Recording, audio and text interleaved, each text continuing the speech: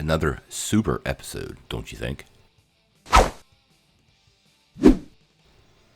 Hey guys, thanks for tuning in to Comic Book Nostalgia. I'm CB Nostalgia, and this is our recap of the 6th episode of the Season 2 of Titans, entitled Connor.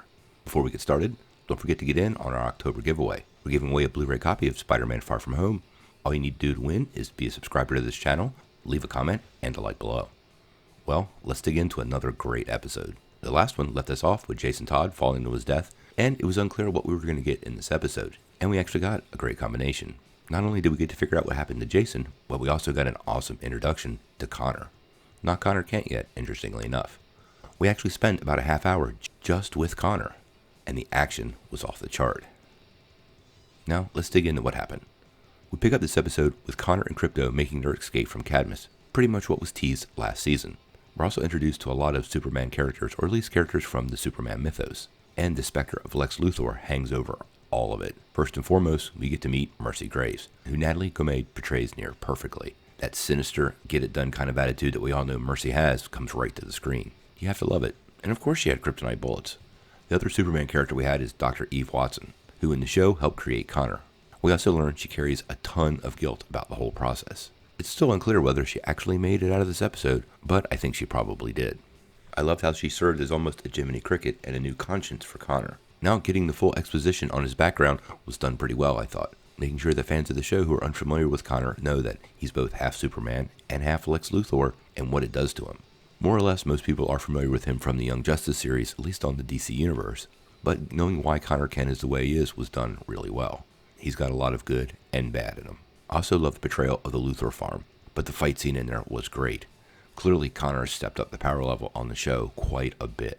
Throwing people through walls, blocking bullets, and using his super breath was awesome. I did have one issue. Now, when you watch this episode, and you watch Crypto catch that missile and throw it back at the guy, did that look like a scene from a Scooby-Doo movie? And I mean an actual scene, like I think I've seen this before. Or was that just me? I don't know. My only critique of the episode. As we learn a lot more about Connor and Eve Watson as they're on the run from Cadmus and Mercy Graves, the episode pretty much finds itself landing in San Francisco, which is pretty convenient to tie us back to the original storyline of Jason Todd falling to his death. Now, despite all the warnings, Connor doesn't lie low. And once he makes his escape from Cadmus, he sees Jason falling. And I gotta say, the catch was pretty darn awesome. Jason's appreciative nature was uniquely Jason, and said thank you in a way that only Jason Todd can. At this point, Mercy Graves, now armed with kryptonite bullets, catches up with Connor shortly after rescuing Jason and shoots him twice in the chest. We've seen some other pictures from the season, so we pretty much know he's going to make it. But I did like that the show left us on another cliffhanger. Obviously, we'll get the whole team back together next week, and we'll probably learn Connor's fate. So until then, we'll have to wait and see what happens. I gotta say, I want to see more Connor Kent. I loved watching Connor in this episode. The display of his powers as he just smashed things and broke people was great. And working in the classic costume the way they did, and the cute part of the storyline, I enjoyed. Baby Connor was cute, and they kept it to a minimum so it didn't drag on or get silly. One of the things that was great in this episode, I thought, was the fact that we saw both the good and bad in Connor. You know, throwing in the sort of graphic scene in the lab at Cadmus, we saw Connor kind of lose his cool. Actually, we kind of saw him almost lose his cool a couple of times. I was glad they included this.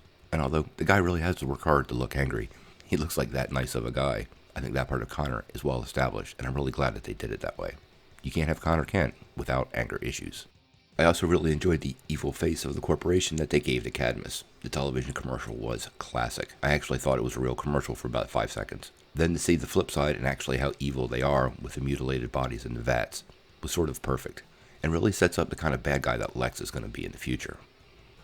Overall, I really liked Crypto, except for that one really cheesy CGI scene he added to most scenes and didn't take away. They often say you shouldn't work with kids and pets, and that wasn't the case here. I hope we get a lot more of him this season, but things aren't looking good for him, so we'll have to wait and see. Sound off in the comments below. Did you like this week's episode of Titans? And how did you like the portrayal of Connor and Crypto on screen? If you like this video, make sure you press like below, click subscribe, and if you don't ring that bell, you won't get any updates. Peace.